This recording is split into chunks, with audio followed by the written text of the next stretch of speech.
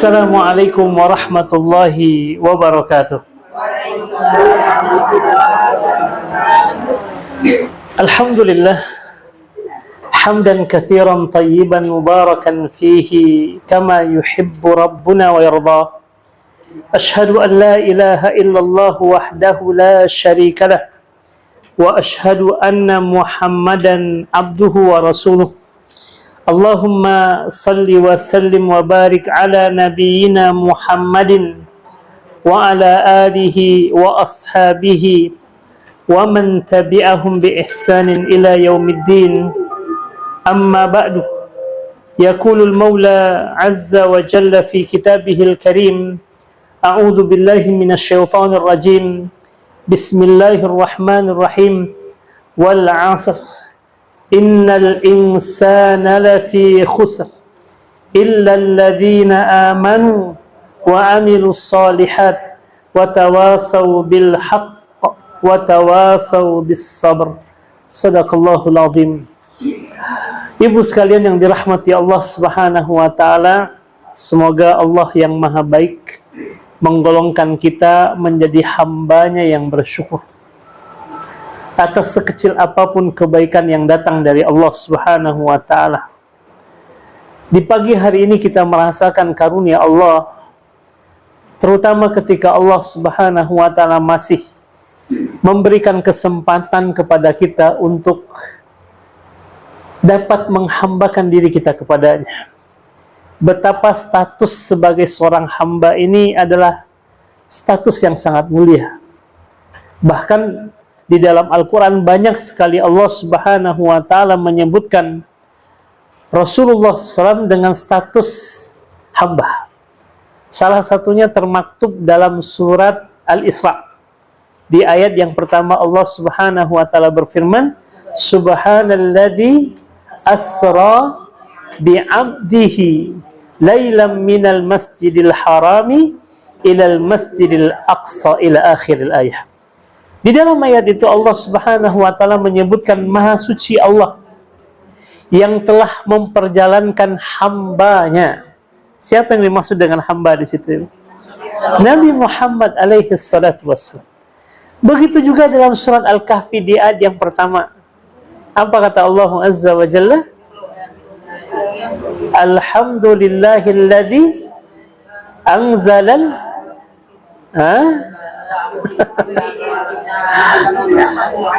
Masya Allah. Juga kemudian dengan sebutan hamba, Allah Subhanahu wa ta'ala menyebutkan Nabi Muhammad sallallahu alaihi wasallam.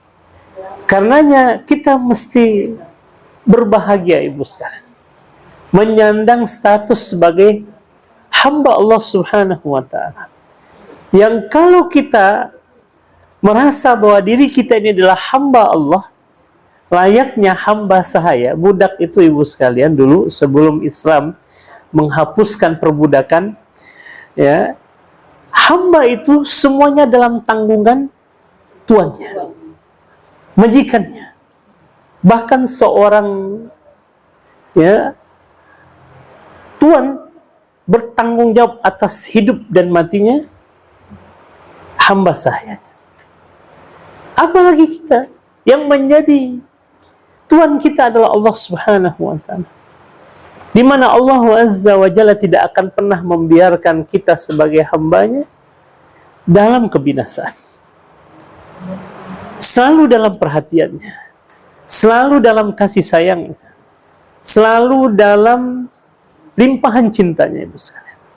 Karena itu Nabi Muhammad pernah satu ketika ada sekelompok orang memanggil Rasul dengan panggilan yang sangat panjang sekali ibu sekalian. Apa kata mereka? Ya Rasulullah, wa ya sayyidana, wa yabna sayyidina, wa ya khairana, wa yabna khairina. Jadi panjang sekali pujian yang disampaikan sekelompok orang tersebut kepada Rasul.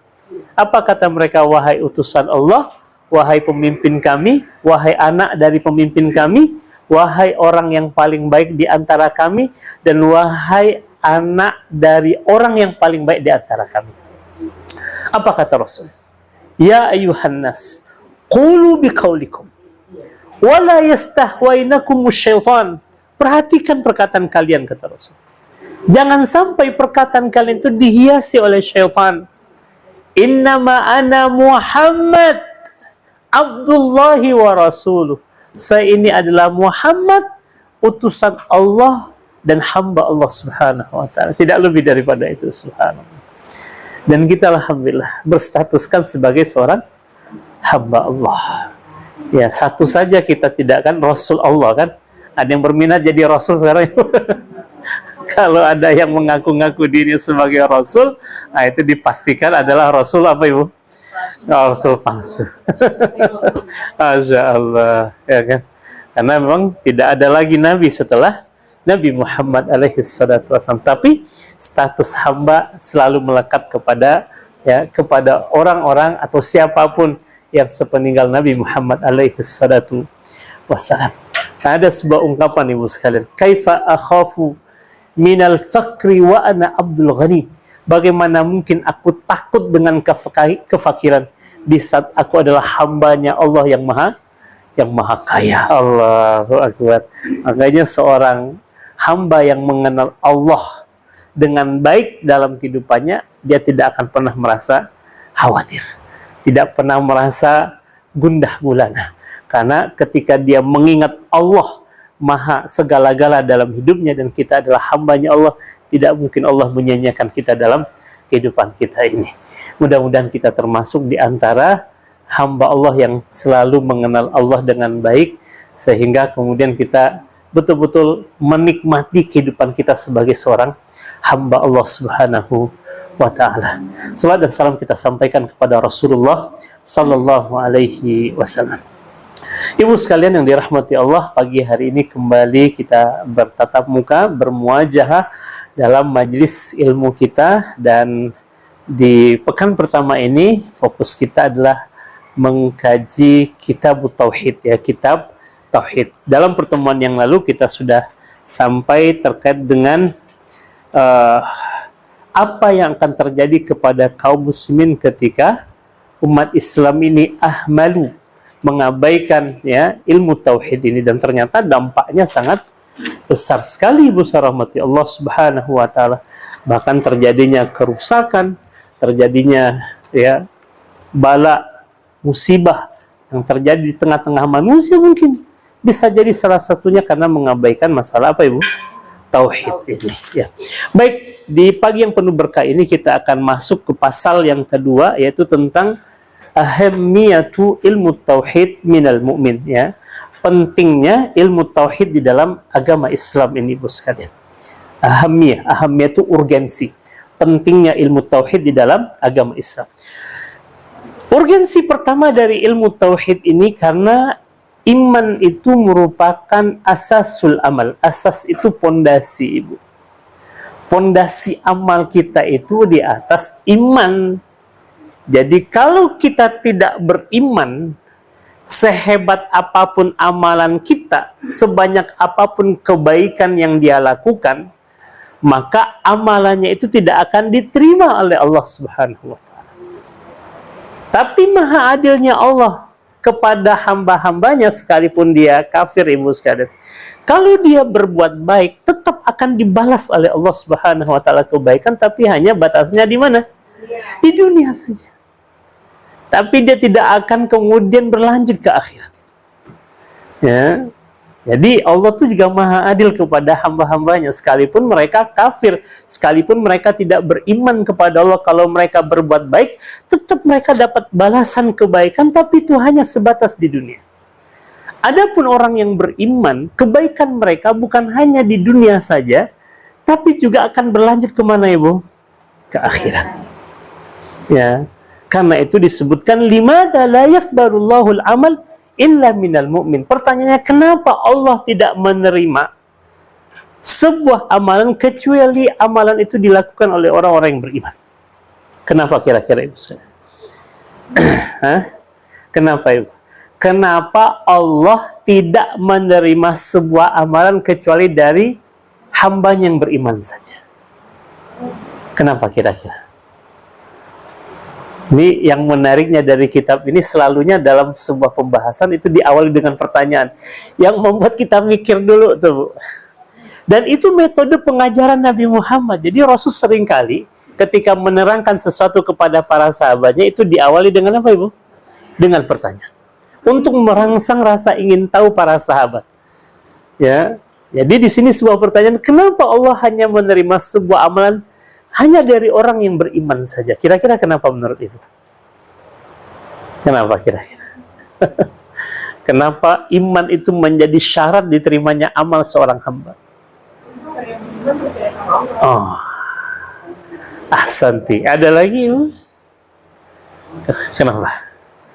Karena hanya orang yang beriman dia percaya dengan Allah, percaya dengan balasan yang datang dari Allah. Ada lagi, Ibu, yang lainnya? Kenapa Allah hanya menerima amalan dari orang yang beriman saja? Ya, kenapa Allah tidak menerima amalan dari orang-orang yang tidak beriman? Jawabannya disebutkan di sini, innal ladzina la yu'minuna billahi wa yarjuna thawabahu wa la yakhafuna iqabahu ya'maluna a'malahum wa hum la yuriduna biha wajhallah wa la yabtaghuna biha ridahu wa la yuhimmuhum. Sebab orang-orang yang tidak beriman kepada Allah, Ibu sekalian, dan tidak berharap kepada pahala dari Allah Azza wa Jalla, wala yakhafun, dan mereka tidak takut dengan murkanya Allah Subhanahu wa taala, mereka mengerjakan pekerjaan, mengerjakan kebaikan, mengerjakan amalan-amalan itu semua, mereka tidak mengharapkan keridhaan Allah. Ya. Mereka tidak berharap pahala dari Allah Subhanahu wa taala. Nah, dan itu bukan menjadi obsesi dalam kehidupan mereka, karena memang dasarnya mereka tidak percaya dengan Allah Subhanahu wa taala. Ya, di situ letak bedanya, Ibu sekalian. Orang yang beriman karena mereka meyakini ya bahwasanya mereka ini dalam kehidupan ini hanya untuk beribadah kepada Allah, maka semua yang mereka lakukan berharap kepada keridhaan Allah Subhanahu wa taala, sebab itu Allah memberikan balasan atas kebaikan yang mereka lakukan tersebut, ya. Kemudian, Ibu rahmati Allah Subhanahu wa taala, disebutkan hal amalu halalan am haraman fahum bihadza la yastahiquna ats-tsawaba 'ala al-amal wa in kana salihan. Sekalipun mereka misalkan melakukan pekerjaan yang halal atau pekerjaan yang haram ya dalam pandangan syariat Islam, Ibu sekalian, karena orang-orang kafir mereka tidak ada batasan kehalalan maupun keharaman dalam kehidupan mereka. Walaupun, Ibu sekalian, kalau kita cermati hari ini betapa banyak contoh, misalkan mungkin Ibu pernah mendengar dialog ya, salah satu yang cukup menarik untuk menambah wawasan keimanan kita itu, ada satu mu'alaf namanya Kohdon Ditan itu, Ibu sekalian. Beliau memahami banyak sekali tentang, karena memang basicnya dulu dia adalah Kristen ya, dan kemudian mempelajari banyak juga kitab-kitabnya, dan akhirnya dari mempelajari kitabnya dia mendapati banyak hal yang batil di dalamnya, lalu kemudian dikomparasikan dengan Islam. Jadi kata beliau seringkali berdebat dengan orang-orang Nasrani itu dengan basicnya adalah kitab mereka. Jadi pertanyaan, kalian ini pengikutnya Yesus atau pengikut Paulus gitu? Kalau pengikut Yesus, Yesus itu disunat atau tidak? Iya. Yesus itu kemudian sholat atau tidak? Iya. Yesus itu puasa atau tidak? Iya. Yesus itu kemudian apalagi diantaranya, Ibu sekalian rahmati Allah, dikafani? Iya, kafani. Jadi apa namanya? Sekarang siapa di antara manusia yang mengikuti ajaran Yesus itu? Umat Islam, pertanyaannya. Berarti yang mengikuti Yesus itu kalian umat Islam. Itu sebuah logika yang kemudian disampaikan oleh beliau dari kitab-kitab mereka juga, Ibu rahmati Allah. Jadi sebenarnya di dalam syariat terdahulu juga sudah ada mana perkara yang dihalalkan dan mana perkara yang diharam, termasuk diantaranya adalah perkara makan babi. Itu termasuk yang kemudian dilarang di dalam kitab ya, di dalam kitab. Kita tidak mengatakan Injil ya, Bu ya, karena Injil itu hanya yang kemudian Allah Subhanahu wa taala turunkan kepada Nabi Isa dan belum dirubah. Kalau sekarang kita tidak lagi mengatakan itu adalah kitab Injil, tapi itu adalah kitab Bible. Ya, bahkan di dalam Perjanjian Lama itu ada ajaran yang kemudian mengharamkan makan babi. Tapi hari ini mereka makan babi, gitu kan. Nah, sekalipun mereka kemudian mengerjakan perkara yang halal atau haram, Ibu rahmati Allah, fahum bihadza la yastahiquna ats-tsawab 'alal amal. Mereka tidak berhak untuk mendapatkan pahala di sisi Allah Subhanahu wa taala atas pekerjaan yang mereka lakukan, sekalipun yang mereka lakukan itu adalah kebaikan, salihat. Sekalipun misalnya mereka berderma dengan derma yang banyak, dengan uang yang banyak, dengan kebaikan yang banyak sekalipun. Kenapa? Li'annahum kuffar lam yaksudu bihi ayyanalu thawab rabbihim. Karena mereka melakukan itu tidak semata-mata mengharapkan keridhaan Allah Subhanahu wa taala. Karena selain daripada iman, di antara syarat diterimanya amal adalah apa, Ibu? Mesti ikhlas dalam beramal. Ya, bahwa kita melakukan satu aktivitas, pekerjaan, kebaikan, amalan, landasannya adalah karena memang mengharapkan apa? Ridha Allah. Nah, itulah yang ingin kita latih dalam kehidupan kita. Hal yang paling sulit mungkin dalam kehidupan kita adalah ya ikhlas ini. Ya, karena memang hari-hari kita selalu dihadapkan dengan godaan syaitan, ya kan? Di mana syaitan berusaha untuk menggelincirkan ya hamba-hamba Allah dari keikhlasan ini, misalnya. Dia sangat tipis sekali, Ibu sekalian. Tipis sekali. Ada seorang tabi'in namanya Fudail bin Iyad namanya, Ibu. Pernah mendengar namanya? Fudail bin Iyad. Dia mengatakan begini. Tarkul amali min ajlin nasir, ya. Meninggalkan amalan karena manusia itu riya, kata beliau. Jadi kita misalkan mau beramal, tapi karena ada manusia nggak jadi, karena takut dibilang riya gitu kan, lalu nggak jadi beramal, itulah riya, kata beliau. Ya. Sedangkan wal amalu min ajlin nasi syirkun, ya, mengerjakan sebuah amalan karena manusia itu adalah kesyirikan. Ya, jadi kata Fudail bin Iyad, meninggalkan amalan karena manusia itu riya, mengerjakan sebuah amalan karena manusia itu syirik. Lalu ikhlas itu di mana letaknya, Ibu? Ikhlas itu di mana? Wal ikhlasu, dan keikhlasan itu ketika Allah selamatkan kalian dari dua perkara itu. Artinya apa, Ibu? Ketika kita beramal, sudah lakukan aja. Tanpa kemudian melihat dan mengabaikan manusia. Artinya apa? Mau ada manusia, manusia melihat kita, tetap aja beramal. Kalaupun nanti padanya ada bisikan-bisikan yang membuat kita riya, kita segera berlindung kepada Allah Subhanahu wa taala dari rasa riya tersebut atau kesyirikan tadi. Jadi jangan sampai karena manusia kita tidak jadi beramal, tapi juga jangan sampai karena manusia kita beramal. Ya, maka sudah tetap saja melakukan kebaikan itu sambil kita minta kepada Allah agar Allah mengurniakan kepada kita apa? Keikhlasan. Yang kedua, konsep keikhlasan itu, Ibu sekalian, sama di hadapan pujian maupun makian.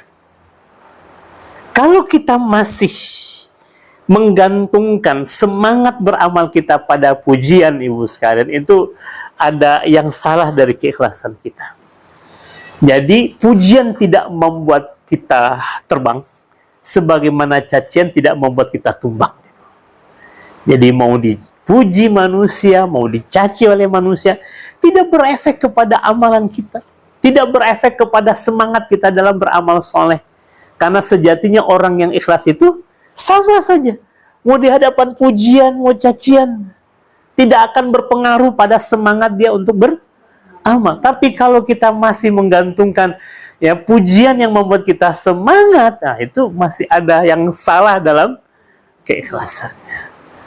Ya, jadi seorang mukmin dalam beramal mesti ikhlas. Nah, sayangnya orang kafir kan tidak memperhatikan sisi itu. Pokoknya mereka kalau beramal ya pujian atau dapatkan sanjungan dan sebagainya. Sedangkan seorang mukmin sejatinya dalam beramal dia hanya mengharapkan ridha Allah Subhanahu wa taala. Kemudian juga disebutkan wal kafir mu'aqibun ala kufrihi wa dhalalihi li'annahu lam yabhath an dinillahi wa lam yuhawil al-istima' ila al-bayan al-ilahi alladhi ja'a bihi al-mursalin. Adapun orang-orang kafir, Ibu sekalian, mengapa mereka kelak akan diazab oleh Allah Subhanahu wa taala di hari akhir? Kan dua saja kan tempat kembali manusia di akhirat. Apa kata Allah di dalam surat Al-Bayyinah? Innal ladzina kafaru min ahlil kitabi wal musyrikina fi nari jahannama khalidina fiha ulaika hum syarrul bariyah. Kemudian ayat terakhir Ibu, innal ladzina amanu wa amilus solihat. Terus ulaika hum khairul bariyah jazaohum inda rabbihim jannatin tajri min tahtihal anhar. Dua saja tempatnya. Orang kafir tempatnya di neraka, orang yang beriman dan beramal saleh tempat kembalinya surga. Itu saja tempat kembali nanti di akhirat dulu sekalian. Kenapa orang kafir mu'aqab? Mereka akan diazab oleh Allah Subhanahu wa taala sebab mereka Ibu sekalian lam yabhath an dinillah. Mereka tidak mau mencari kebenaran. Ya, padahal Rasul dalam sebuah hadisnya Ibu sekalian sebutkan apa? Ya, kullu mauludin yuladu al fitrah. Setiap bayi yang lahir itu terlahir dalam keadaan fitrah. Fitrah kita semuanya adalah Islam ini. Walaupun ada yang beruntung lahir di tengah-tengah keluarga muslim, ada juga yang kurang beruntung lahir di tengah-tengah keluarga yang bukan muslim misalkan. Tapi bukan berarti ketika dia lahir di tengah-tengah keluarga yang non-muslim tidak mendapatkan apa Ibu sekalian? Tidak mendapatkan kebenaran. Karena sejatinya kebenaran itu adalah sesuatu yang fitrah, yang ada dalam diri manusia, yang kalau dia gunakan akalnya, maka dia akan menemukan kebenaran itu. Makanya ketika ada seorang yang kemudian awalnya dalam kekafiran lalu masuk Islam, Ibu lihat balasan Allah terhadap dirinya. Dia dianggap sebagai bayi yang baru saja lahir, bersih Ibu sekalian. Ya, ketika dia menemukan kebenaran itu kembali Ibu sekalian, menemukan kembali kebenaran dalam hidupnya dan dia kembali kepada kesuciannya, kembali kepada fitrahnya yaitu Islam, maka lihat balasan yang Allah berikan kepada mereka. Mereka dianggap bayi yang baru saja lahir, yang tidak ada dosa, yang tidak ada sedikit pun noda, putih bersih. Tapi ketika mereka tidak menggunakan akal mereka untuk berpikir mencari kebenaran itu yang kemudian Allah Subhanahu wa taala ya, yang kemudian Allah murka kepada mereka. Walam yuhawil al-istima' ilal bayan. Mereka juga tidak berusaha untuk mendengarkan kepada apa? Penjelasan-penjelasan Allah Subhanahu wa taala yang datang kepada mereka lewat para nabi dan rasul Allah. Nah, sekarang karena nabi dan rasul telah meninggal dunia, tapi yang menjadikan umat Islam ini, umat Nabi Muhammad istimewa, walaupun nabi kita telah meninggal dunia, tapi tugas kerasulan itu harus tetap dilanjutkan Ibu sekalian. Jadi tidak ada alasan kelak orang kafir di hari akhir mereka kemudian beralasan karena takdir Allah mereka menjadi kafir. Di saat selama mereka hidup di dunia masih punya pilihan untuk memilih jalan mana dalam hidup mereka Ibu sekalian. Tapi karena mereka tidak mau berusaha, tidak mau mencari kebenaran itu, karena itulah Allah Subhanahu wa taala murka kepada mereka. Ziyada ala dalika fahuwa idza sami'a ayatillahi tutla alaihi. Ya, ittakhadha huzwa lidzalika fa amilahu mardud wa huwa mu'aqab ala kufri. Apalagi kalau seandainya orang-orang kafir itu ketika disampaikan kepada mereka kebenaran, penjelasan dari Al-Qur'an, justru mereka menentang, justru mereka kemudian apa Ibu sekalian? Memperolok-olok ayat Allah Subhanahu wa taala, maka itu akan menambah kemurkaan Allah atas kekafiran mereka Ibu sekalian. Makanya alhamdulillah kita mendapatkan nikmat Islam ini tanpa bersusah payah, tanpa berdarah-darah. Saya baru saja melihat video seorang perempuan yang baru saja masuk Islam Ibu sekalian di channel YouTube-nya Kohdondi itu, karena dia mu'alaf kemudian membuat yayasan karena mu'alaf Ibu sekalian. Jadi banyak dari dialog-dialog beliau terbukalah ya hidayah bagi orang-orang yang belum mendapatkan hidayah. Nah, baru saja itu ada seorang perempuan masuk Islam, tapi ketika dia mengabarkan keislaman kepada orang tuanya, kepada keluarganya, itu tantangannya luar biasa Ibu. Harus menerima perlakuan yang tidak baik. Diusir dari rumahnya, harus berdarah-darah dia Ibu sekalian. Dan kita alhamdulillah sudah lahir dalam keadaan Islam di tengah keluarga muslim, masyarakat mayoritas Islam, dan kita bebas mengekspresikan keislaman kita. Fabi ayyi ala'i rabbikuma tukadziban. Apa kata beliau, ibu sekalian, dalam satu ungkapannya kepada kawan-kawan yang sudah muslim? Betapa enaknya kalian sholat bisa kapan saja, bebas, tanpa harus kemudian merasa tertekan di saat saya sholat, mukena dan sajadahnya dibuang kesolokan oleh ibunya, ibu sekalian. Allahu Akbar. Dan demi untuk kemudian dia bisa melaksanakan syariat Islam dengan baik, akhirnya karena diusir juga oleh ibunya di rumahnya, dia kemudian tinggalkan rumahnya. Allahu Akbar. Kita tidak kan. Alhamdulillah, kita justru disupport, kita justru kemudian didukung, kita justru kemudian diharapkan untuk menjadi seorang muslim yang taat. Maka ini sebuah kenikmatan yang sangat agung yang mesti kita syukuri, ibu rahmati Allah. Kemudian rahmati Allah subhanahu wa ta'ala, sebagaimana firman Allah dalam surat Ibrahim ayat surat Al-Furqan di ayat 23. Apa kata Allah? Wa qadimna ila ma amilu min amalin faja'alnahu haba'an manthura.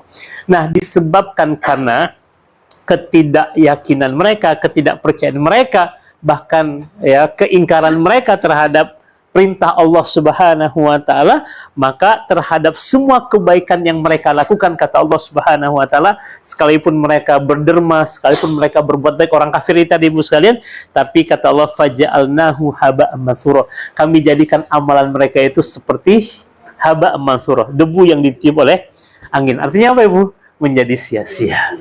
Disebabkan apa? Disebabkan tidak beriman kepada Allah subhanahu wa ta'ala. Nah, berikutnya ibu rahmati Allah subhanahu wa ta'ala. Kemudian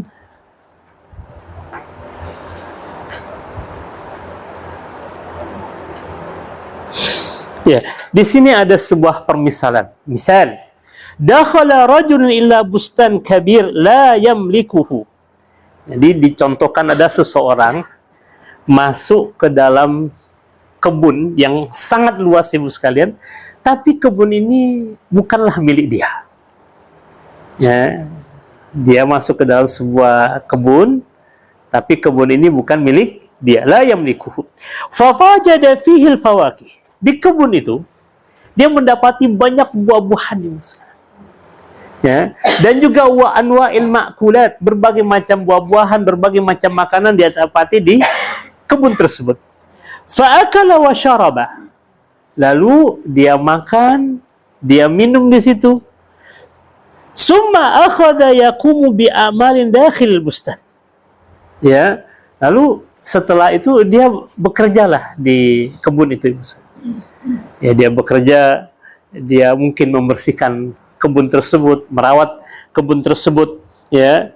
Hadhihi syajarata yu'kiluha wa tilka yughrisuha. Ya, dia rawat pohonnya dengan baik, dia dia sirami, dia pupuk, dia siangi, pokoknya melakukan kebaikan lah di kebun tersebut, ya. Wa dakhala al-bustan rajulun akhar qala li nafsihi dan af'al syai'an bi hadzal bustan hatta attasila bi sahibil bustan aw man yumathiluhu aw yanubu anhu. Lalu ada seseorang yang kemudian juga masuk ke dalam kebun tersebut, lalu dia berkata kepada dirinya sendiri, saya tidak akan melakukan apapun di dalam kebun ini sampai saya menghubungi pemilik kebun ini atau siapapun yang kemudian ditugasi untuk mengawasi kebun ini. Wa akhadha yabhath anhu fa idza bimanub sahibil bustan yasil ilaihima.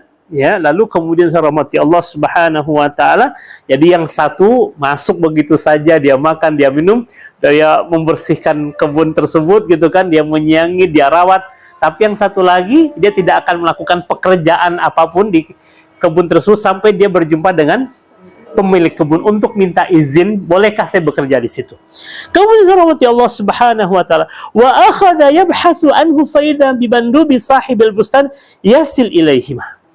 Lalu kemudian satu ketika datanglah pemilik kebun tersebut mendapati ada dua orang yang sedang bekerja di kebunnya tersebut.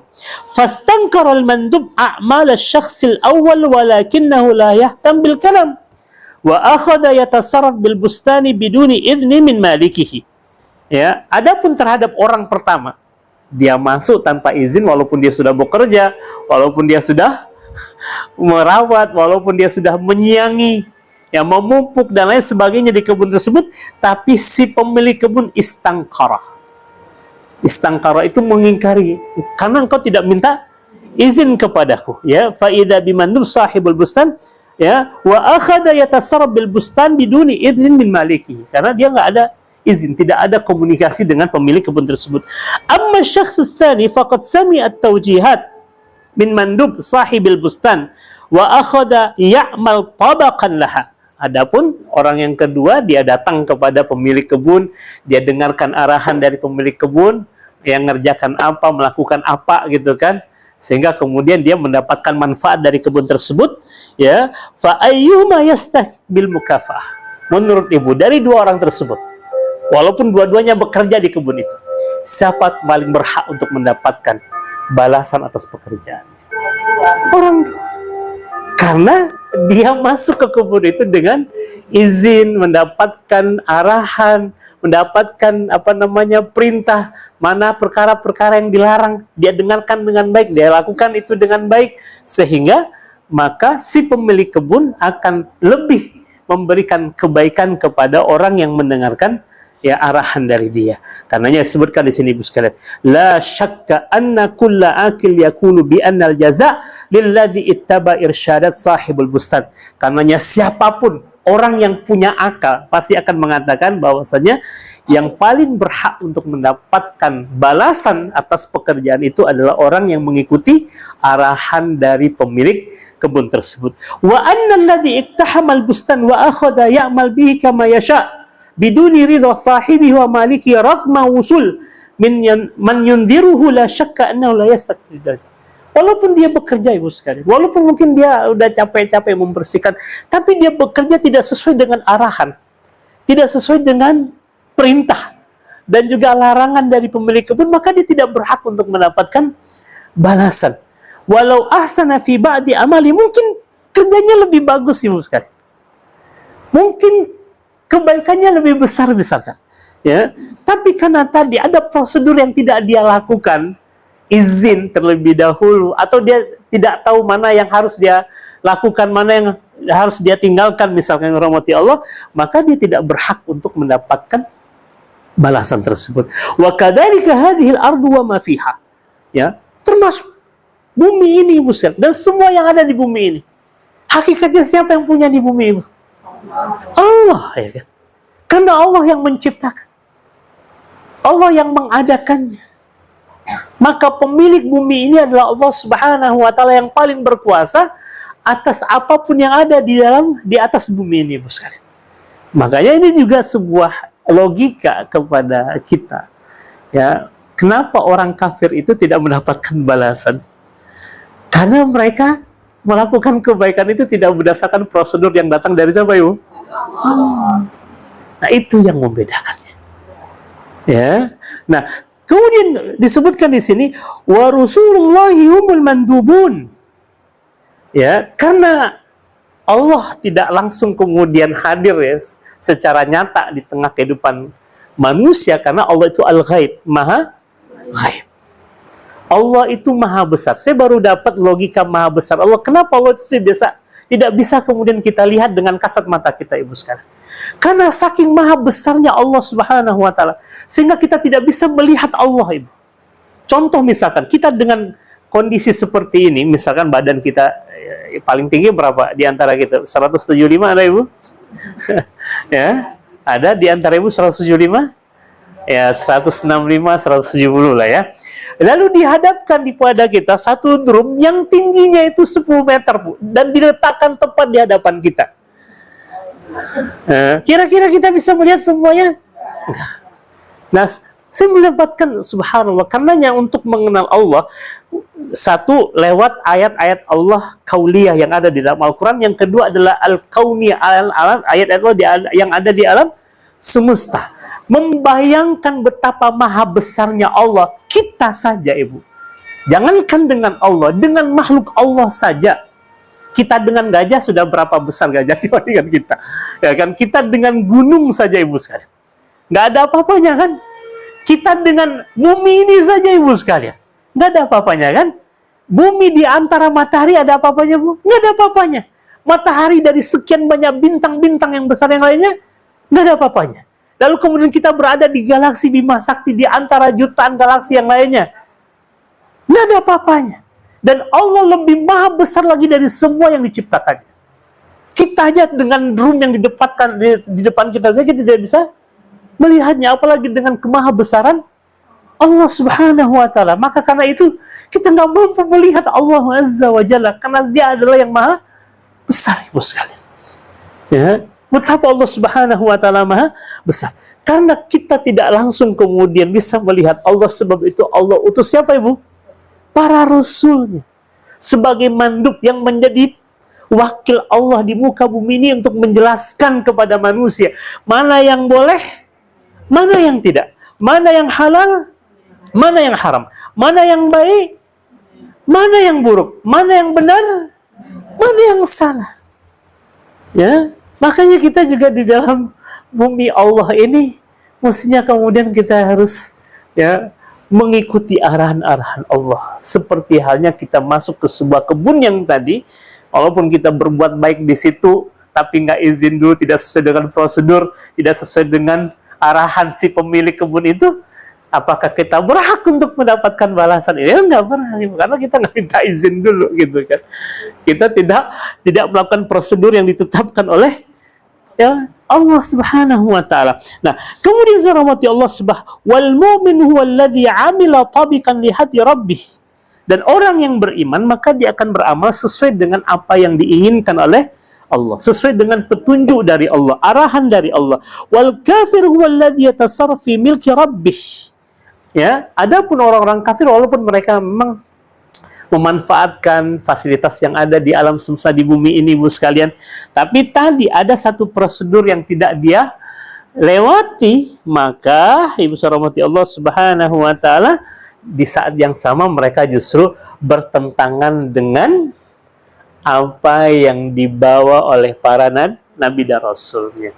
Jadi sudahlah nggak sesuai dengan prosedur, bertentangan pula lagi. Kira-kira berhak tidak untuk mendapat balasan, ibu? Sedangkan tadi seorang yang bekerja saja, dia bekerja dengan baik, tapi karena tidak minta izin dan tidak sesuai dengan prosedur, misalkan, dia tidak berhak untuk mendapatkan balasan. Apalagi kalau bertentangan dengan prosedur yang ditetapkan oleh Allah. Ketika Allah mengharamkan ini, justru kemudian menghalalkannya. Ya kan?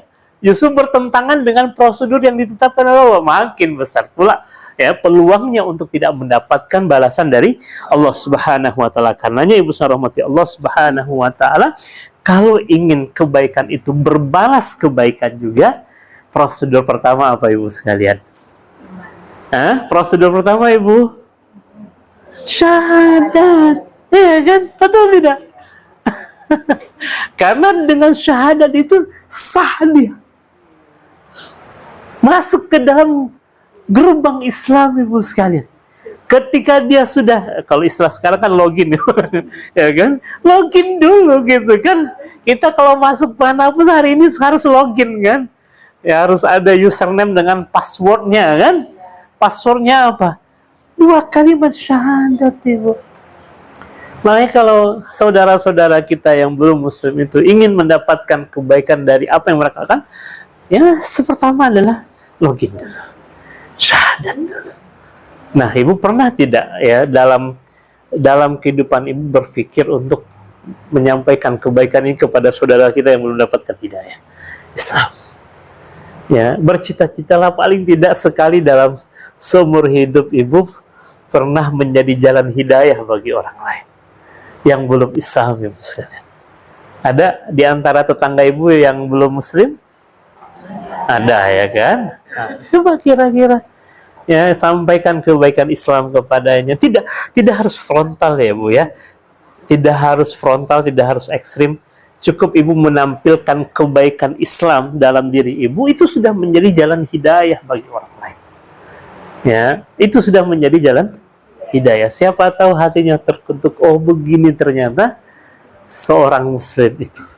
Yang melihat akhlak ibu, dia tertarik untuk mempelajari agama Islam. Dulu Nabi Muhammad, ibu sekalian, pada saat dia berdakwah ke Taif, mungkin kemarin saya sudah ceritakan kan, kan Nabi Muhammad dilempar tuh dari Taif, diusir kan dengan batu, lalu bersembunyi di mana? Di salah satu kebun kan, kebun apa Ibu?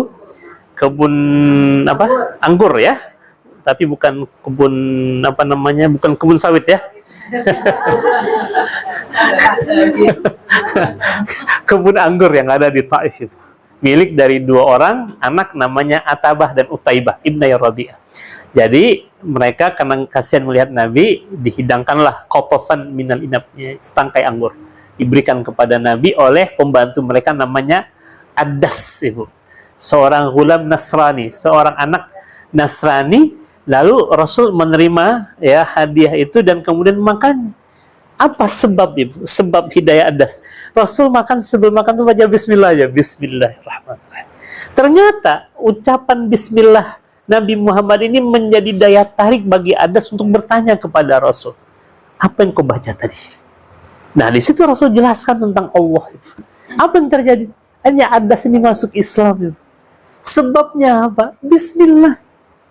Makanya Ibu sekalian, Ibu juga demikian dan kita semua demikian. Ya, jumpa siapa saja di mana saja, tampilkan ya syiar keislaman kita, mengamalkan sunnah Rasul, walaupun mungkin terlihat kecil dan sederhana, Ibu sekalian. Siapa tahu itu menjadi jalan hidayah bagi orang-orang yang melihat kita. Ya, alhamdulillah, saya pernah dan sekarang jadi jamaah saya seorang kokoh orang Cina, Ibu, maaf dia. Ya, jadi sekarang subhanallah dia sholat jamaahnya belum lagi azan sudah di masjid gitu kan. Kemudian apa namanya dia berusaha untuk betul-betul belajar tentang Islam, hadir terus dalam kajian saya di salah satu perumahan Citra Garden yang ada di Purwodadi, Ibu sekalian. Ya, itu hadir dalam kajian Sirah Nabawiyah. Jadi dia ingin terus mengenal Nabi Muhammad dan saya ngajar sirah di sana. Itu luar biasa. Ketika dia Islam, Ibu, dia mendapatkan ujian bertubi-tubi. Ujian terakhir yang dia dapatkan, seluruh usaha dia itu bangkrut. Harus menjual rumahnya, kendaraannya, di saat kehidupannya udah mamang. Tapi usahanya Allah buat nol, tapi yang dahsyatnya tidak merubah imannya, Ibu sekalian. Apa kata dia? Mungkin Ustadz, Allah menghindarkan saya dari dosa-dosa saya sebelum ini. Selama ini saya membangun bisnis dengan riba, Ustadz. Dan selama ini saya terasa sombong dengan apa yang saya miliki. Sekarang dia merangkak lagi dari awal dengan menjual ayam geprek, Ibu sekalian, sambil merintis usaha yang dulu dia pernah lakukan, tapi dengan modal yang baik, dia relakan. Dan imannya luar biasa. Koko Cina, Ibu. Tapi subhanallah. Dan dia mengatakan apa? Ustadz, saya selalu kalau dengar tentang Rasul itu, hati saya itu susah untuk saya katakan dan mengungkapkan kecintaan saya kepada Nabi. Makanya saya berusaha kalau Ustaz yang ngasih kajian saya hadir terus. Itu dari sesuatu sentuhan yang saya hanya menyapanya, Assalamualaikum, apa kabar, siapa namanya kok. Dari perkenalan itu saja, Bu. Karena kadang-kadang kita meremehkan ucapan salam. Ya, kita berapa persen di antara kita yang betul-betul mengamalkan sunnah Rasul, afsyus salam di antara kita, mengucapkan salam di antara kita. Itu pasti berbeda komunikasi yang diawali dengan salam dengan komunikasi tanpa salam, itu pasti berbeda. Dan saya selalu berusaha jumpa dengan siapa saja di mana selagi saya meyakini dia adalah Muslim, saya akan mengucapkan salam, baik kepada orang yang saya kenal ataupun tidak saya kenal. Itu pasti berbeda. Karena dari ucapan salam itu, Ibu, kita memberikan jaminan keamanan bagi orang yang kemudian kita ucapkan salam. Nah, mungkin saya pernah cerita. Jadi suatu hari mobil saya rusak dan harus masuk ke bengkel, Ibu, di daerah Arifin Ahmad sana. Dan itu menjelang asar. Asarnya saya harus ngisi pengajian di Jalan Paus. Saya bingung ini gimana caranya. Waktu itu belum ada aplikasi Maxim, Gojek, apa segala macam lah. Akhirnya saya bilang saya lihat mana pemilik bengkel ini. Akhirnya saya tahu dia pemilik bengkel. Saya mulai, Assalamualaikum Pak. Waalaikumsalam. Itu mobil saya sedang diperbaiki, Pak. Kira-kira lama tidak ya? Ini ya sekitar 1-2 jam lah Pak untuk bisa selesai kata dia kan. Jadi gini Pak, kalau sekiranya Bapak mengizinkan ada motor bengkel yang bisa saya pakai, saya pinjam sebab saya ngisi pengajian di Jalan Paus. Oh, jadi Ustadz mau ngisi pengajian. Jadi Mas bilang Ustadz, katanya bilang pengajian. Iya Pak, saya mau ngisi pengajian. Ya sudah, itu bawa kendaraan saya saja. Ditunjuklah satu mobil Pajero situ. Padahal baru kenal Ibu. Udah, itu Ustadz bawa mobil saya aja tuh, ditunjuk mobil Pajero. Saya bilang, aduh, saya nggak, kurang enak Pak. Kalau ada motor biasa bawa motor saja kata saya kan. Karena ngelihat saya nggak enakan, udah gini aja Ustadz. Dia saya antar. Ini dia ngantar Ibu. Diantarlah saya ke tempat pengajian. Setelah itu dia bilang apa? Ini nomor saya, kalau usah selesai nanti telepon saja saya.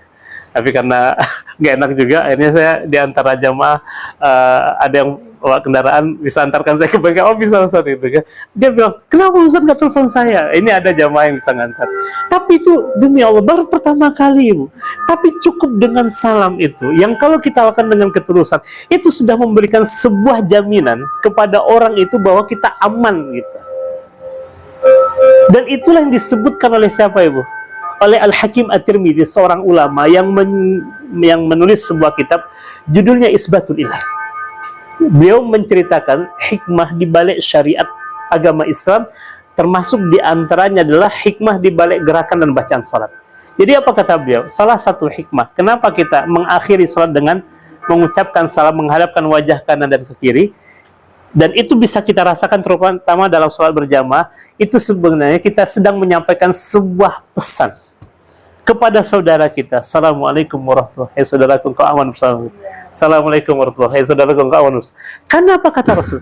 Al-Muslim, seorang Muslim itu adalah seseorang yang kehadirannya itu orang lain merasa aman ya. Baik dari lisannya maupun dari perbuatannya. Makanya Nabi Muhammad dalam sebuah hadis mengatakan begini, kalian tidak akan masuk surga sampai kalian beriman. Dan kalian tidak akan beriman sampai kalian saling mencintai satu dengan yang lain, kata Rasul. Maukah kalian kutunjukkan kepada sesuatu yang kalau kalian lakukan maka kalian akan saling mencintai? Apa itu? Sederhana ternyata amalannya Bu. Afsus salama bainakum. Ucapkan salam sesama kalian.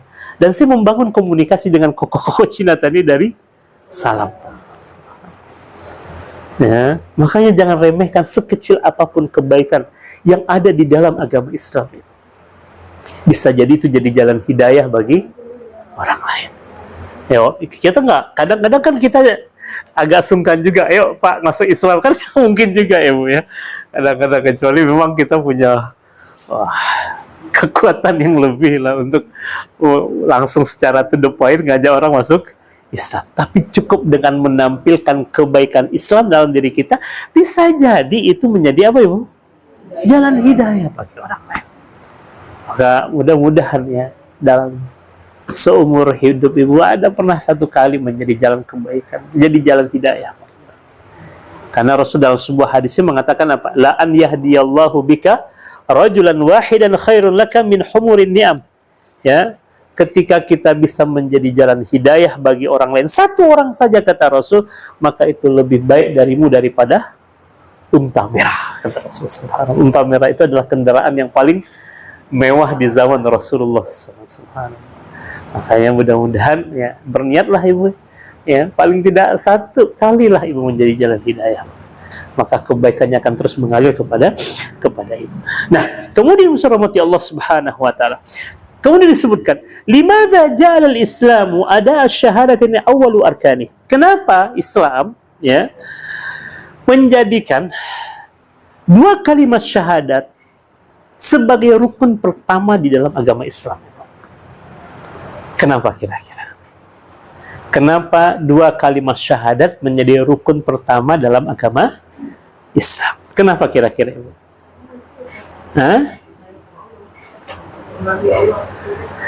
Apakah cukup hanya percaya? Iya. Kalau percaya, Abu Thalib paman Nabi Muhammad itu kurang percaya apa dengan kebenaran dibawa oleh keponakan. Tapi dia tidak mau login tadi dengan mengucapkan dua kalimat syahadat. Maka disebutkan di sini, inna ta'diyata syahada maknahu, bahwasanya ketika seseorang mengucapkan dua kalimat syahadat itu, asyhadu an la ilaha illallah wa asyhadu anna Muhammadar Rasulullah. Maknanya apa Ibu San? Annaka mu'tanik wa musaddiq bi anna li hadzal kauni ilahan khaliq. Bahwa dalam dua kalimat syahadat ada sebuah makna yang kita sampaikan, bahwasanya kita muqtani, menerima. Yang kedua, membenarkan bahwasanya alam semesta ini siapa yang punya, Ibu? Allah. Itu satu. Ya. Yang kedua, wa aujadahu, Allah lah yang menciptakannya. Allah yang mengaturnya. Allah yang kemudian memberikan ketetapan hukum di alam semesta ini. Wa annahu ilahun wahidun la syarikalah. Dan bahwasanya Allah itu adalah ilah yang satu yang tidak ada sekutu bagi siapa, Ibu? Bagi Allah. Wa annaka ahada makhluqatihi. Dan engkau ya salah satu di antara makhluk Allah Subhanahu wa taala. Makanya ketika kita mengucapkan asyhadu an la ilaha illallah, di situ ada pengakuan di dalam diri kita bahwa yang menciptakan alam semesta ini adalah Allah, yang mengadakannya adalah Allah, yang mengaturnya Allah, yang menetapkan hukumnya adalah Allah Subhanahu wa taala, dan tidak ada sekutu bagi Allah, dan kita ini adalah bagian dari makhluk Allah Subhanahu wa taala. Adapun makna syahadat yang kedua, wa asyhadu anna Muhammadar Rasulullah, bahwasanya kita menyatakan apa, Ibu sekalian? Beriman, percaya, yakin bahwasanya Nabi Muhammad itu adalah siapa, Ibu? Utusan Allah. Di mana Allah mengutus Nabi Muhammad dengan apa, Ibu? Dengan petunjuk, penjelasan, ya, yang halal, yang diridhai oleh Allah Subhanahu wa taala. Rasul juga menjelaskan perkara yang haram, yang dibenci oleh Allah Subhanahu wa taala. Dan dalam syahadat yang kedua, wa asyhadu anna Muhammadar Rasulullah, juga berisikan apa, Ibu? Kesaksian kita bahwasanya kita apa, Ibu? Mengikuti Nabi Muhammad sallallahu alaihi wasallam dalam rangka apa? Dalam rangka mentaati Allah.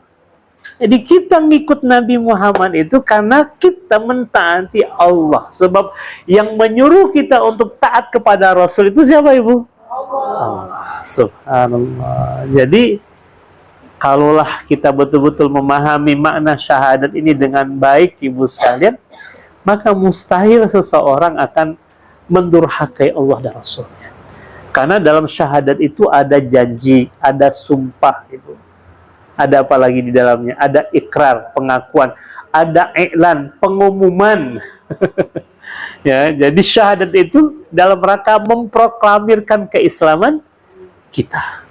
Ya, walaupun tidak mutlak, ya Bu, harus di hadapan manusia. Kalaupun misalkan kita dalam beberapa keadaan, misalkan seseorang yang mau masuk Islam dan dia melihat kondisi belum kondusif untuk mensyiarkan keislaman dia, boleh saja itu menjadi rahasia dengan Allah saja, Ibu. Karena ini pernah terjadi kepada seorang raja, namanya Raja Najasyi, Ibu. Ibu pernah mendengar cerita tentang Raja Najasyi? Raja Najasyi ini adalah raja yang ada di Habasyah. Kalau hari ini namanya Ethiopia.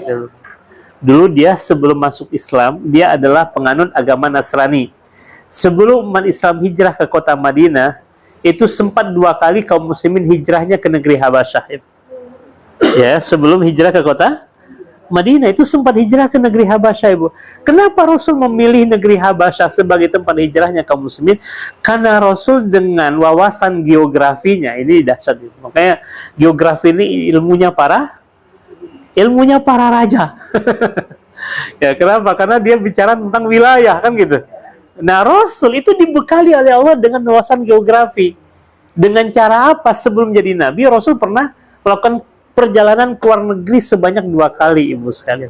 Dan dua-duanya ke negeri Syam. Nah, dari perjalanan itu Rasul banyak tuh mendengar tentang cerita ya negeri-negeri yang ada di sekitar Jazirah Arab, termasuk negeri Habasyah yang dipimpin oleh seorang raja yang adil walaupun dia adalah penganut agama Nasrani.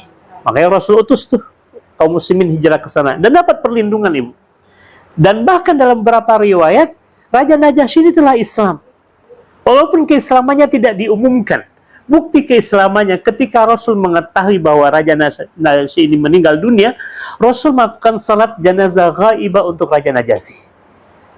Ya, dan itu menjadi syariat pertama, salat janazah ghaibah. Ibu pernah mendengar istilah janazah ghaibah ini? Janazahnya tidak ada tapi disolatkan. Ya, itu namanya salat janazah ghaibah. Ya. Nah, syariat pertama janazah ghaibah itu dilakukan oleh Nabi ketika mendengar berita wafatnya siapa? Raja Najasyi, yang menunjukkan bahwasanya dia adalah seorang yang sudah muslim, ibu sekalian, walaupun keislamannya tidak diumumkan. Karena sejatinya keislaman itu adalah antara dirinya dengan Allah Subhanahu wa taala. Kalau seandainya dia melihat kondisi tidak kondusif untuk memproklamirkan keislamannya, tapi dia sudah muslim. Jadi tidak seperti nikah yang harus ada 2 saksi. Jadi untuk masuk Islam itu nggak perlu ada saksi, ibu. Cukup antara dia dengan Allah itu sudah selesai. Ya, makanya menjadi seorang muslim tidak harus pakai saksi seperti orang nikah yang harus ada 2 saksi. Ya. Kalau dia sendiri dengan Allah, dia ada Islam, itu sah Islam. Ya, kalau dia mengucapkan dengan kesadaran, ibu, dan tidak ada yang memaksanya, dan dia bersyahadat, dia sudah statusnya muslim, walaupun dia belum menampakkan keislamannya. Dan itu pernah Kenapa, ibu? Nggak perlu dia menuntut. Misalkan dia udah belajar Islam banyak gitu kan, dan dia sudah paham tentang Islam misalnya. Lalu untuk menyatakan keislamannya, dia masih belum berani untuk mensyiarkan keislamannya, dan dia mengucapkan 2 kalimat syahadat antara dirinya dengan Allah saja, itu sudah sah keislamannya. Sudah sah keislamannya. Jadi tidak perlu disaksikan. Kalaupun ingin disaksikan, boleh saja. Karena juga salah satu makna syahadat itu apa? I'lan. I'lan itu artinya apa? Memproklamirkan keislaman itu. Jadi kalau kondisinya tidak kondusif, dia memproklamirkan keislamannya, ya nggak ada masalah. Dia menyembunyikan dulu sementara sampai pada waktunya dia akan mensyiarkan keislamannya. Nah, ibu rahmati Allah Subhanahu wa taala. Nah, syahadat yang kedua ini adalah syahadat di mana kita ya bersaksi akan mengikuti Nabi Muhammad alaihi salatu wassalam. Wa minal ma'lum annaka idza lam takun 'arifan bit tauhid fa inna syahadataka takunu syahadata batila wa naqisah. Nah, begitu juga ibu sekalian, kalau seseorang misalkan dia ya syahadu alla ilaha illallah wa syahadu anna muhammadar rasul. Dia mengucapkan 2 kalimat syahadat itu, satu tidak dari hatinya, bukan karena kesadarannya, hanya sekedar mengucapkan 2 kalimat syahadat, apalagi karena tidak tahu maknanya misalkan, maka ya rahmati Allah Subhanahu wa taala, syahadatnya dianggap belum sah. Makanya juga kemudian itu betul-betul lahir dari hatinya. Makanya dulu banyak di zaman Nabi Muhammad tokoh-tokoh munafik, ibu saya, karena syahadat mereka hanya di lip sync saja, tapi hati mereka membenci Islam, ya kan? Maka kenapa Allah katakan tentang orang munafik? Bahkan dalam Al-Quran ada 1 surat yang membahas tentang orang munafik. Ada suatu surat namanya surat apa, ibu? Al-Munafikun, bayangkan. Saking dahsyatnya orang munafik itu. Yang secara zahir mereka menampakkan keislaman, mereka mengucapkan 2 kalimat syahadat, seakan-akan mereka bagian dari kaum muslimin, tapi ternyata hati mereka, apa, ibu? Memusuhi Islam. Dan Nabi Muhammad nggak bisa berbuat apa-apa dengan orang-orang munafik ini. Karena secara zahir mereka adalah Islam. Ya, nggak mungkin Nabi Muhammad kemudian memerangi mereka. Apa kata dunia? Muhammad kemudian memerangi sahabatnya. Makanya Allah katakan innal munafiqina fid darkil asfal minan nar. Jadi orang munafik ini letaknya itu kata Allah di mana, Bu? Di keraknya neraka. Ya, dan itu jauh lebih berbahaya dari orang kafir yang memang menyatakan menunjukkan permusuhan mereka secara terang-terangan. Orang munafik tidak, mereka menjadi bagian dari kaum muslimin, tapi mereka justru membenci dan memusuhi Islam. Itu makanya lebih dahsyat lagi gitu. Makanya lagi-lagi itu kan antara dia dengan Allah, Ibu. Secara lisan dia menyatakan dirinya adalah muslim, tapi ternyata di hatinya masih menyimpan kebencian dengan permusuhan. Makanya juga kemudian ketika ada seseorang yang telah bersyahadat dan hanya dia dengan Allah saja yang tahu, itu sudah diterima oleh Allah Subhanahu wa taala. Ya, paham Ibu? Paham ya? Baik. Ibu rahmati Allah Subhanahu wa taala, apalagi kalau syahadat itu memang diucapkan dasarnya karena sudah mengerti ilmu tauhid. Makanya dalam bersyahadat ya mesti kemudian diawali dengan pemahaman dulu. Ya, tidak ujuk-ujuk masuk Islam tanpa ada pemahaman, ada pengetahuan. Karena kalau iman itu didasari pemahaman, pengetahuan, dia akan semakin kokoh, Ibu sekalian. Tapi bukan berarti harus menunggu sempurna dulu pemahamannya, Ibu. Ya kan? Tapi ketika dia sudah mulai memahami, karena sejatinya seorang muslim tidak boleh berhenti untuk apa, Ibu? Untuk belajar. Ya, paling tidak dia mengetahui makna syahadat, konsekuensi syahadat itu apa? Ya, ketika dia sudah bersyahadat seperti apa harusnya, kan gitu kan? Memang la ikraha fiddin. Kalau untuk masuk ke dalam agama Islam tidak ada paksaan, tapi kalau sudah berislam maka dia harus dipaksa untuk menjalankan syariat Islam. Jadi la ikraha fiddin itu adalah ayat bagi orang yang belum masuk Islam. Untuk masuk Islam tidak ada paksaan. Tapi kalau sudah masuk Islam, Ibu, harus dipaksa lagi. Dipaksa apa? Untuk taat, untuk sholat. Makanya ada amar ma'ruf nahi munkar. Paham, Ibu? Makanya dulu kenapa di zaman Abu Bakar itu memerangi orang yang tidak mau bayar zakat? Karena mereka sudah muslim dan konsekuensi sebagai seorang muslim mesti bayar zakat. Dan mereka menentang untuk tidak membayar zakat. Tidak ada kata kecuali Abu Bakar ngangkat pedang. Karena mereka sudah menentang. Kecuali mereka udah bukan muslim. Ya silahkan saja berbuat sekedar ini mereka. Tapi ketika mereka sudah masuk Islam dan mereka menentang syariat Allah, dipaksa untuk mau melakukan syariat. Ya, paham sampai di sini, Bu? Jadi kalau nggak ayat, misalkan ada orang dia sudah muslim nih, Bu, tapi nggak mau sholat misalnya, atau nggak mau puasa misalkan, lalu dia baca, kan la ikraha fiddin, tidak ada paksaan dalam agama. Ayatnya bukan di situ. Ya, itu bagi yang belum Islam untuk masuk Islam nggak ada paksaan. Kalau sudah masuk Islam, makanya Rasul bilang apa? Ya, saya berniat, kata Rasul, menyuruh salah seorang di antara kalian untuk mengimami kaum muslimin sholat. Dan saya akan pergi ke tempat orang yang tidak mau menjalankan sholat berjamaah. Aku akan bakar rumah mereka. Walaupun nggak pernah kejadian ya, Bu ya. Tapi bukankah itu pernyataan Rasul seakan-akan memaksa kaum laki-laki untuk sholat berjamaah? Betul tidak, Ibu? Apakah ada sahabat yang mengatakan, kan nggak ada paksaan Rasul untuk sholat berjamaah? Enggak kan? Karena mereka sudah Islam, maka harus dikondisikan keislaman mereka. Ya, itulah gunanya apa, Ibu? Kekuasaan. Karena dengan kekuasaan itu bisa apa? Memaksa, ya kan? Makanya man ra'a minkum mungkaran falyughayyirhu biyadihi. Barang siapa di antara kalian yang melihat kemungkaran, rubah dengan tangannya. Maksud dengan tangan, sebagian ulama mengatakan kekuasaan. Bisa dibuat regulasi sholat berjamaah di masjid, ngaji gitu kan.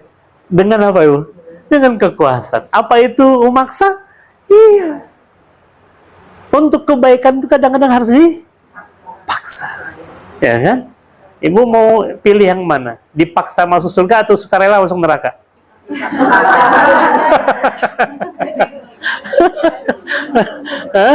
Ibu mau pilih mana? Dipaksa masuk surga atau sukarela masuk neraka? Oh, jadi ayat la ikraha fiddin itu bagi orang yang belum masuk Islam. Tapi kalau sudah masuk Islam, maka kadang-kadang harus kita paksa untuk menjalankan syariat Islam. Baik, sampai di situ dulu ya, Bu ya. Mudah-mudahan Ibu rahmati Allah, kenapa kita mempelajari ilmu tauhid ini? Karena dengan kita mempelajari ilmu tauhid, Satu, akan semakin mengokohkan keimanan kita, memantapkan syahadat kita, keislaman kita, dan amalan kita insya Allah akan diterima oleh Allah Subhanahu wa Ta'ala. Baik, kita tutup ya Bu ya dengan lafaz hamdalah dan sama-sama kita berdoa kepada Allah. Kita awali dengan istighfar. Astaghfirullahalazim, astaghfirullahalazim, astaghfirullahalazim. Na'udzubillahi minasyaitonirrajim. Bismillahirrahmanirrahim. Alhamdulillahirabbil alamin, wassalatu wassalamu ala asyrafil anbiya'i wal mursalin wa ala alihi wa ashabihi ajmain. Allahumma ighfir lana dhunubana wa liwalidina warhamhum kama rabbawna sighara. Rabbana zalamna anfusana wa illam taghfir lana wa tarhamna lanakunanna minal khasirin. Rabbana la tuzigh qulubana ba'da idh hadaitana wa hab lana min ladunka rahmah innaka antal wahhab. Allahumma inna ala dzikrika wa syukrika wa husni ibadatik. Allahumma inna nas'aluka ridhaka wal jannah wa na'udzu bika min sakhatika wan nar. Allahumma anfa'na bima 'allamtana wa 'allimna ma yanfa'una. Rabbana zidna ilma warzuqna fahman wasi'a wa 'amalan mutaqabbala wa rizqan halalan thayyiba. Ya muqallibal qulub sabbit qulubana ala dinik wa ya musarrifal qulub sarrif qulubana ala ta'atik. Allahumma kfina bihalalika an haramik wa aghnina bifadlika amman siwak. Rabbana qanni'na bima razaqtana wa barik lana fima a'taitana. Rabbana atina fid dunya hasanah wa fil akhirati hasanah wa qina adzaban nar. Subhana rabbika rabbil izzati amma yasifun wa salamun alal mursalin walhamdulillahi rabbil alamin. Taqabbalallahu minkum minna wa minkum taqabbal ya karim. Assalamualaikum warahmatullahi wabarakatuh.